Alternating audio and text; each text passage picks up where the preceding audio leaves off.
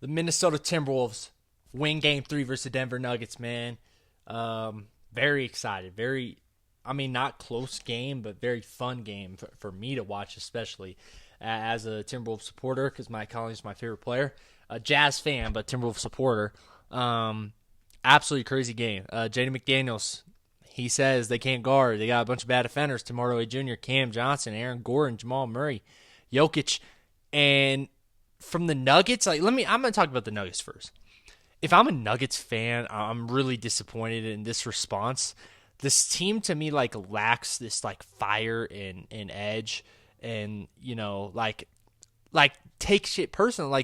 You want your team to take stuff personal and play with a fire, and it just felt like they didn't have it. I feel like they didn't have it. I feel like they didn't. I don't care that he said that. I don't care, and they just seem soft. If I'm a Nuggets fan, I would be very upset because they just seem soft. They look like they don't want it, and it's interesting because this team, Aaron Gordon, Nikola Jokic, Jamal Murray, Christian Brown, these dudes won an NBA Finals. Bruce Brown was on that team too. And I will say Bruce Brown isn't one of the dudes that seems soft. He'd be fighting, bro. Tim Hardaway Jr., he'd be fighting. Christian Brown, he'd be fighting. I'm talking about Nikola Jokic. I'm talking about Jamal Murray. Sometimes Jamal Murray, because Jamal Murray, they'll be super physical with him, and they'll talk crazy about him, and he doesn't really do nothing. But on Christmas Day, he was talking spicy. He was doing all this crap, and he just felt like he lost it. He lost his fire, and it almost seems like they're a little defeated in a way. Maybe because Aaron Gordon was out, but I don't know, man. I would just be upset if I'm a Nuggets fan, and that's just from how they're playing emotionally, and then you get into just how they're playing. Nikola Jokic's stat line is 27, 15, and 3 with 2 steals. That doesn't seem too bad. Jokic was absolutely terrible. What was his three-pointers? 2 for 10. That's even better than I expected. It was bad. I felt he was super aggressive. 26 shots. He doesn't usually do that. Insanely aggressive, and he was just not making anything. He was awful. He's lucky that he got the free throws he did, 11 or 11 from the free throw line, or this would have been absolutely terrible. Still was a terrible performance. I didn't think Jamal Murray was good whatsoever. What was he? 5 for 17 from the field, and then no one else was really good in my opinion. Cam Johnson, he's soft too. He didn't look good whatsoever. Zeke Naji actually was probably who I was most impressed with this game. Defensively, Jokic. The thing about Jokic, maybe I've just been ignorant to it and blind to it. His defense looks worse than I've ever seen, and maybe Minnesota's just attacking him more too. But oh my gosh, he's lazy for sure. He doesn't provide any sort of rim protection. He just sucks. He sucks defensively. He can't stay in front. He has decent hands defensively. That's his only good quality. Other than that, he is terrible defensively, absolutely horrible. And then offensively, he was terrible today too. So he didn't provide anything for them. And at this point, that's why I've said I think Shea is probably the best player in the league. The way I've seen Jokic this season, this isn't the first time. I feel like this has been happening, and this just doesn't happen with Shea. This doesn't happen with Shea. You can't exploit Shea. Jokic, a terrible game. And now, if you talk about Minnesota side, you could also say Rudy Gobert. Rudy Gobert, man. This excites me. From the Jazz. When I watched him, amazing defender, elite defender. Terrence Mann series happens. Not even his fault, but he got so much hate. COVID stuff happens. People hated him for it. He's just, ever since then, he's just been hated on. People said he gets played off the floor in the playoffs. People say he can't play in the playoffs. He can't guard in the playoffs. He's overrated defensively. He's shutting that up. He is winning this Jokic matchup. He is defensively been an absolute juggernaut against Jokic. It's been unbelievable to watch. And offensively, he had that little left-hand hook. It's ridiculous. He had that fadeaway last year in the playoffs versus Jokic, and that was ridiculous. Or, no, that was 2 years ago. Yeah, that was 2 years ago. But you know what I'm talking about. The fadeaway, the dagger fadeaway.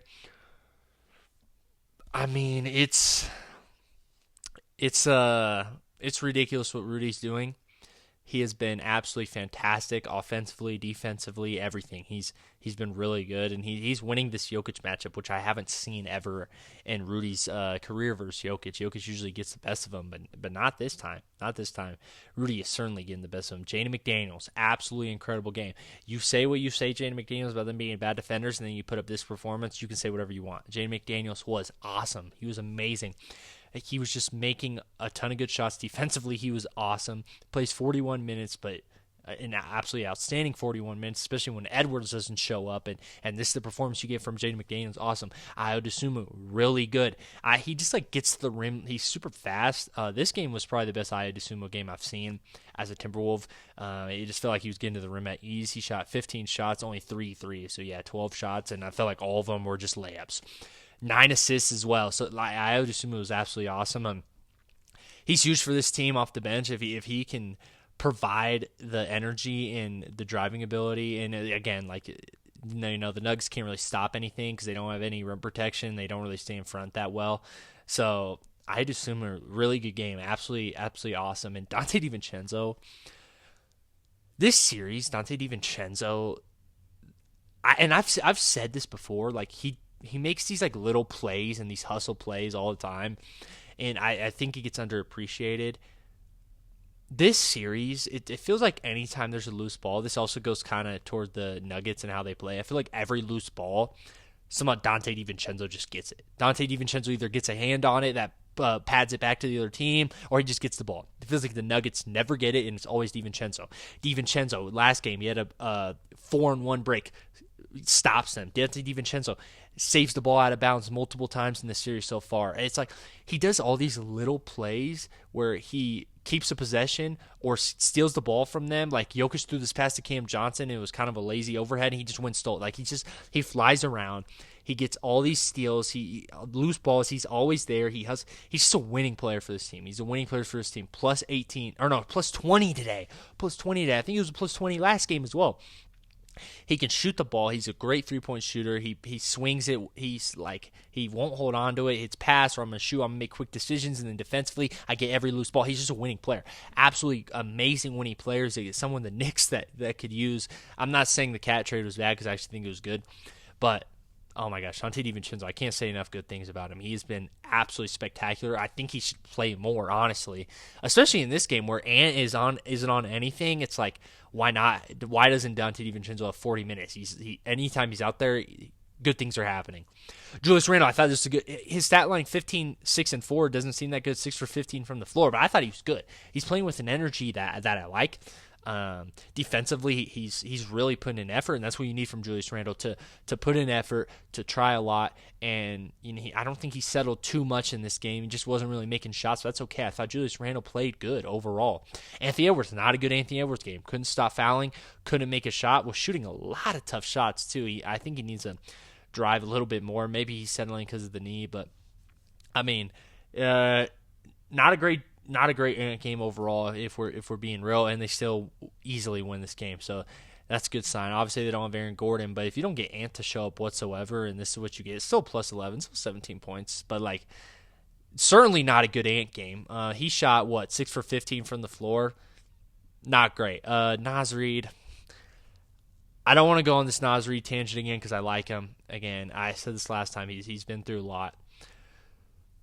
Yeah, it's hard to play him. Hard to play him in this series. 18 minutes, I think is fair. Give him 9 minutes a half. I think that's fair. Maybe even a little bit less. This is just not a Naz series, not a Naz Reid series at all. The more I watch, the more I'm like, dude, they're gonna really regret not keeping Nickeil Alexander-Walker and keeping Naz Reid instead, because Naz Reid just can't guard. He can't guard. He cannot stay in front of people. He just fouls a lot because he puts himself in bad positions because he can't stay in front of people, and then he fouls them. But he's too weak to guard centers. They'll just body him. So he just doesn't really have a place. He doesn't really have a place defensively. And offensively, he's good. He's good offensively, but he's not good enough to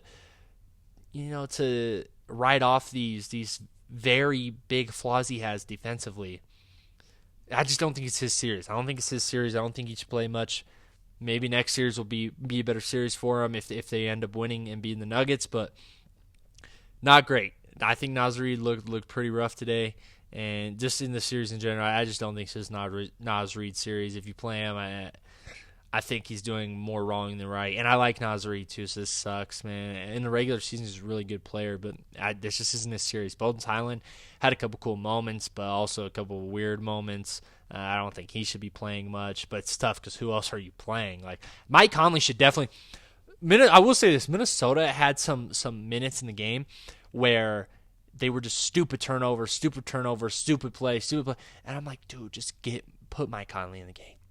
Put Mike Conley in the game, dude. I'm telling you, he's smart. That's the thing. You won't have these stupid turnovers. Like, yeah, Mike Conley is super small, kind of just gets bodied. It isn't able to really get downhill at all or get any 2-point volume whatsoever. He's just a 3-point shooter, but he's smart and he will make the right play, and you won't have these stupid turnovers. And for him to not get any burn besides the very end, I think it's kind of crazy, especially with Bones Highland.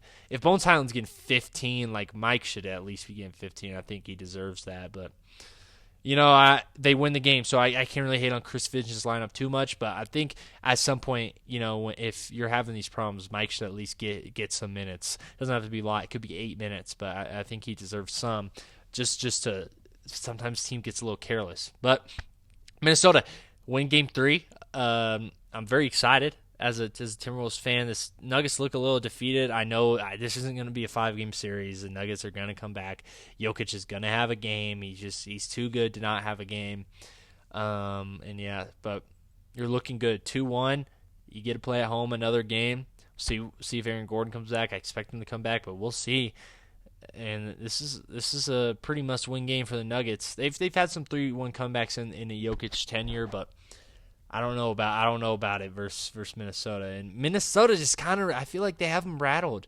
The way they're talking, the way they beat them last time, the way Minnesota plays, they're super physical. They talk a lot. They also complain a lot, but that can sometimes get in your head.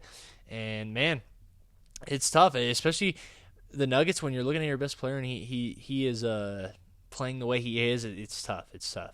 But yeah, awesome for Minnesota. Let's move on to the Hawks, the Atlanta Hawks. They also take a 2-1 lead, both 6 seeds up 2-1. Let me just talk about C.J. McCollum first. The thing about C.J. McCollum is that's weird to me. He was a wizard. He was a wizard this year. I keep forgetting that, and now he's leading a team to ahead 2-1 in a series as the 6th seed versus a 3 seed New York team who's in the Eastern Conference Finals last year. It's crazy the change of season that he's had. I bet he's super thankful that he's now on this Hawks team instead of the Wizards, where they probably would have just started benching him because he's too good to play. But now he gets to be on the playoffs and he's like the star of the team. Jalen Johnson's still the best player, but you know what I'm saying. He's been absolutely spectacular. Hits the game winner, and then the Knicks had a weird possession on the last possession where Brunson has a good drive. I even think he made a pretty good read, but the pass was a little off, or Josh Hart wasn't where he thought he was, and then Josh Hart half runs after the ball. I think he was thinking about the clock while he was running after the ball. He was thinking about what he was going to do when he grabs the ball instead of just going to get it, and then they ran in and swooped it. Might have been Jonathan Kuminga, might have been Nickeil Alexander-Walker. I don't know. Someone stole it, and then the game was over. C.J. McCollum gets a game winner, and he's just been amazing. He's been amazing. His shot making's amazing. He's here for the moment. And Jonathan Kuminga, oh my gosh. Jonathan Kuminga, after game 1, I was like, man, he looks rough. Played good in game 2. Played amazing in game 3. Even played down the stretch over Dyson Daniels, which I think was smart. Not that Dyson Daniels, I don't think was terrible, but Jonathan Kuminga was really good. Was really, really, really good, and he has these moments. Nickeil, this is not a Nickeil series, at least offensively. He's not shooting the ball well, but defensively, he's still really good. But they haven't even needed him to be amazing offensively, and that's the thing. If you get a Nickeil game, and they've been this good, I'm just saying, I don't even think Jalen Johnson has been as his best. It's just been CJ, and then Jonathan Kuminga has been really good.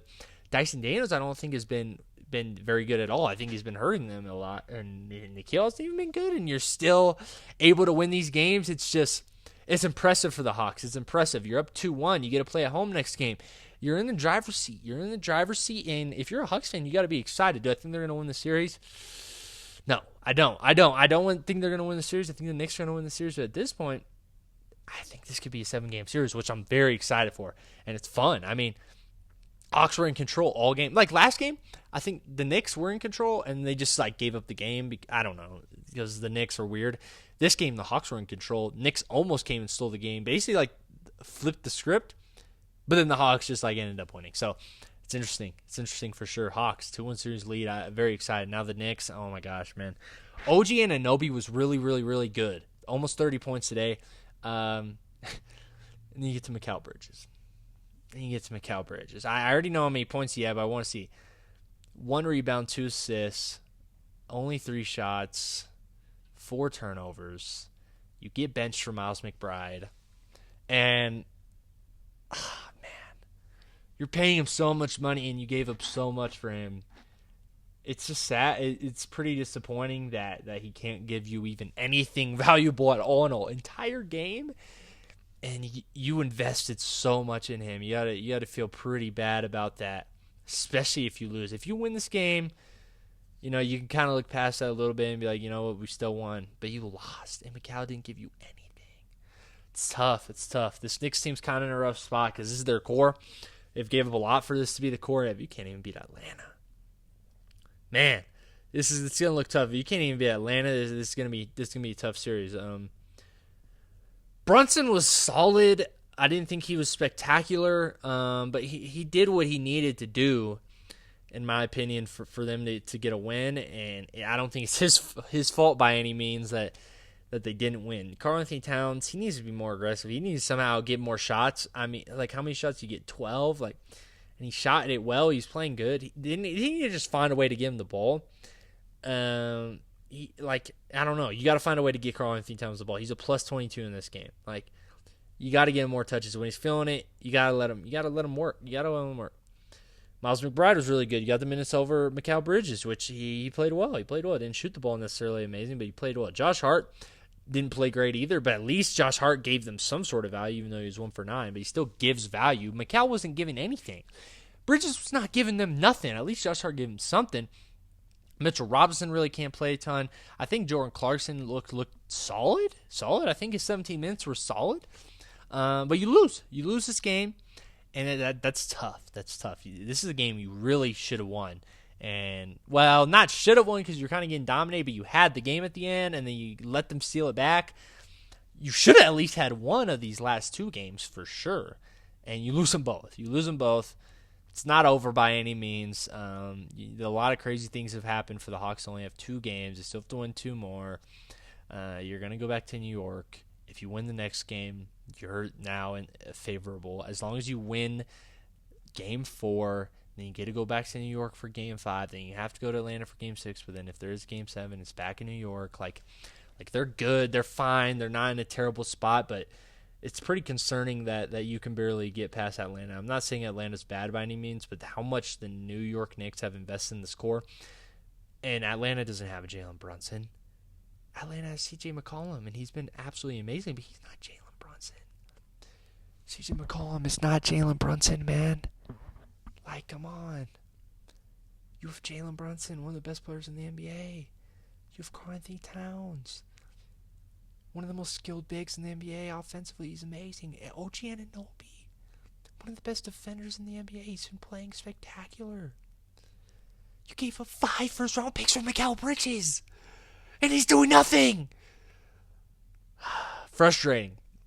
It's frustrating watching this Knicks team. It's frustrating seeing this happen.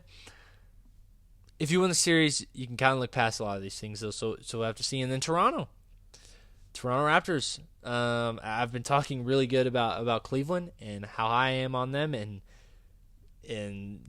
Toronto dominated today. RJ Barrett was absolutely spectacular. Was making tons of shots. Was playing good defensively. And then Scotty Barnes. He's an All-NBA player. I'm telling you that. I think he's an All-NBA player, and he showed it. This is not just All-NBA player. This is like the performance he put on today was, I don't know, hard to put it into words. It was amazing. 33, 5, 11. I think his performance was even better than the box score says, plus 23. But RJ Barrett was a plus 24. Colin Murray-Boyles was a plus 21. Jamison Battle, bro. Ohio State Jamison Battle was awesome. He didn't miss a shot. 5 for 5, 4 for 4 from 3. He didn't miss a shot. Really, really, really good. Colin Murray Boyles. Scotty Barnes, superstar performance. Absolutely S tier performance. Scotty Barnes, All NBA player. Scotty Barnes is a dog. Absolute dog. I can't emphasize that enough. Scotty Barnes is amazing. Amazing performance today. Absolutely amazing defense on James Harden. James Harden had like 8 turnovers. Now Colin Murray Boyles. He has been so good in this series, and he's just a rookie, man. This is something that if you're a Toronto fan, you got to be so excited about this. Colin Murray Boyles has been spectacular. Has been absolutely spectacular. He's known for his defense because he's a great defender. 22 points, 11 for 15 from the field. He was awesome. I liked him as a rookie. I had him top 10 on my big board. I did really like him. I think I actually have him at number 8 on my big board. He's even exceeding my expectations of him. He's doing better than I even thought. Again, Jameson Battle, absolutely spectacular game. He comes in. I haven't seen I don't know if he's played a second in the series. I haven't seen him play a second of the series until then. Comes in, doesn't miss, can't miss shot. It makes every single shot. Jacopoto, not great. He's just not that good. Jamal Shed, 2 points, but I thought he looked solid. He plays extremely hard. Jamal Shed, he provides value that the box score can't really show. Just Kobe Walter got the start, didn't really do anything. Brandon Ingram, rough. He's been rough. And they won by 22 points this game, and Brandon Ingram hasn't done anything. So, Toronto, man, great win. You needed it. It was a must-win game because you can't go down 3-0. You're going to lose. Probably still going to lose, but still, they look good. Donovan Mitchell, stinker. James Harden, stinker. Evan Mobley didn't really do much. Max Strus still played pretty solid, but Jared Allen didn't look great in my opinion. No one really looked that good for Cleveland. They just didn't look great. Toronto. This is kind of before the series started. This is kind of what I thought could happen, where Toronto's defense just creates a lot of problems for them, and Cleveland just doesn't do good and shuts down. And that's why I predict this to be a 6 or 7 game series at the beginning of the series. And then Cleveland just looked so good at the beginning. I was like, yeah, okay, it's probably 5. This type of game is a game that I honestly expected to happen. And I mean, a home team has not lost yet, so people say a series doesn't start till a home team loses. So, and maybe the series hasn't started yet. You know, maybe I was writing off the Raptors too soon. Maybe the series hasn't started yet, and the Raptors are just going to win at home again, and then they'll go back to Cleveland. They'll win at Cleveland. Cleveland would still end up winning if that's what happens. But still, I mean, you know, Toronto holds on. They have some hope, and they look really good. If Scotty Barnes keeps playing like this, I mean, shit, they could win the series if Scotty Barnes keeps playing like this. And R.J. Barrett and Colin Murray Boyles, if they keep playing like this, and Brandon Ingram decides to show up to the series at some point, man, it's going to be tough. Obviously, I don't expect James Harden and Donovan Mitchell to play this bad at all. Honestly, I don't expect them to play this bad again in the series. So it's going to be tough. I think Game 4 will be a really good game. I'm just going to say that right now. I think Game 4 is about to be a extremely close, down to the wire type of game, but I think that favors Cleveland. But still, I'm very excited to watch Game 4. I think it's going to be a really, really good game. But hey, that's the recap. Actually, I'll slightly, very quickly go over the Thunder and the Pistons. The Pistons get a win that they absolutely needed. The Magic couldn't score in the second half at all. They shut them down defensively. Detroit looked absolutely amazing. Bounce back game for Jalen Duren. I thought he looked a lot better in this game. Asar Thompson. I can't talk about Asar Thompson's defense enough. He's ridiculous. Still not over Rudy Gobert. Rudy Gobert should still have been a finalist, but he's all defense first team. Asar Thompson is. Cade Cunningham, spectacular. They needed this. Defensively, they locked Orlando up. Orlando in the first half was fighting a lot, and I was like, oh my gosh, is Orlando really bad to do it again? No. Second half, they got completely shut down. Anthony Black needs to start giving them something. Franz Wagner wasn't good. Desmond Bane was terrible. Paolo Banchero wasn't great. They weren't a good game. It wasn't a good game for Orlando, but I'm not mad if I'm Orlando because they were really competitive up until they couldn't score for a very long stretch in the third quarter. But, you know, Pistons needed it. They needed it defensively. I don't know if you can play this good again. And then OKC wins. Jalen Williams is out. Jalen Williams did have – I seen it. I remember I was watching it, and I seen Jalen Williams, something happen. He, was grabbing his leg, and I was thinking, I was like, damn, is that hamstring? But then he kept playing. So I was like, no, okay. If it was hamstring, he probably would have been like, oh, I need to worry about that and come out. I'm telling y'all, bro, hamstrings are tough. Hamstrings are tough. They're tough to come back from. Tough to be yourself when you're dealing with the hamstrings. Hard to like trust your body. I don't know. This is concerning. If I'm an OKC fan, you might have to go Jalen Williams, like Jalen Williams-less in this playoff run, because he could come back, but he's not. He's going to be a shell of himself if he comes back. So it's tough. Bad news for them. It doesn't matter in this first round series. They're going to take care of the Suns regardless. I thought the Suns provided a lot of fight in this one too, and they still lose by 13. And I thought they played really good for playing OKC. So OKC's going to win the series. OKC's going to win the series. They're probably going to sweep them. OKC's really good. Shai Gilgeous-Alexander, not much to say about him besides he's just absolutely amazing. But yeah, that's tough that J-Dub's out. It could end up causing OKC to maybe not win the finals this year if they're not going to have J-Dub. I still don't know who I think beats them. Maybe San Antonio. San Antonio can even figure it out with the Wemby stuff, but yeah, we'll see. But that's all I got. 26-minute videos. That no one's gonna get to this point in the video. What am I talking about, bro? I'm just talking to myself at this point. But I'm out. Peace.